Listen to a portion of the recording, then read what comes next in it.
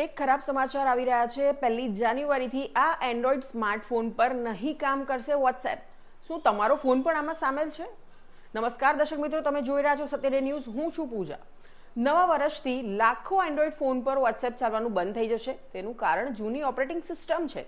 WhatsApp જૂની operating system પર તેનો સપોર્ટ બંધ કરવા જઈ રહ્યું છે। આવતા વર્ષની શરૂઆતથી લાખો એન્ડ્રોઈડ ફોન પર વોટ્સએપ કામ કરવાનું બંધ કરી દેશે। વાસ્તવમાં મેટાની માલિકીની આ એપ જૂની ઓપરેટિંગ સિસ્ટમવાળા એન્ડ્રોઈડ ફોન માટે તેનું સમર્થન બંધ કરી રહી છે।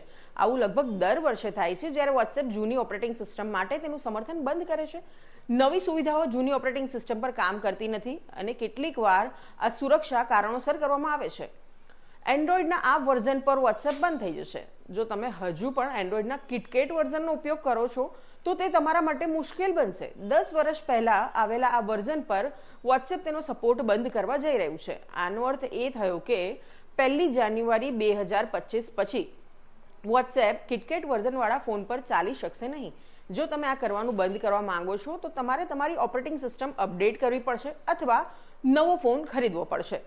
વોટ્સએપ 1 જાન્યુઆરી 2025થી આ ફોન્સ માટે તેનું સમર્થન બંધ કરવા જઈ રહી છે। તેમાં સૌથી પહેલા છે સેમસંગના ફોન, જેમાં છે Galaxy S3, Galaxy Note 2, Galaxy S3, Galaxy S4 mini. ત્યારબાદ આવે છે HTCના ફોન, તો HTCમાં છે One X, One X Plus, Desire 500 અને Desire 601।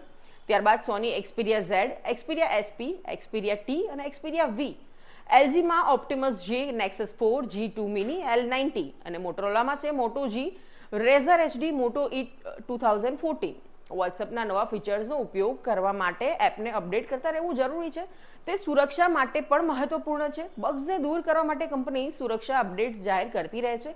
જો એપ અપડેટ ન કરવામાં આવે તો આ બગ્સ નુકસાન પહોંચાડી શકે છે, જેના કારણે એપનો ઉપયોગ કરવાનો અનુભવ બગડવાનો અને અંગત માહિતીની ચોરીનો પણ ભય રહે છે।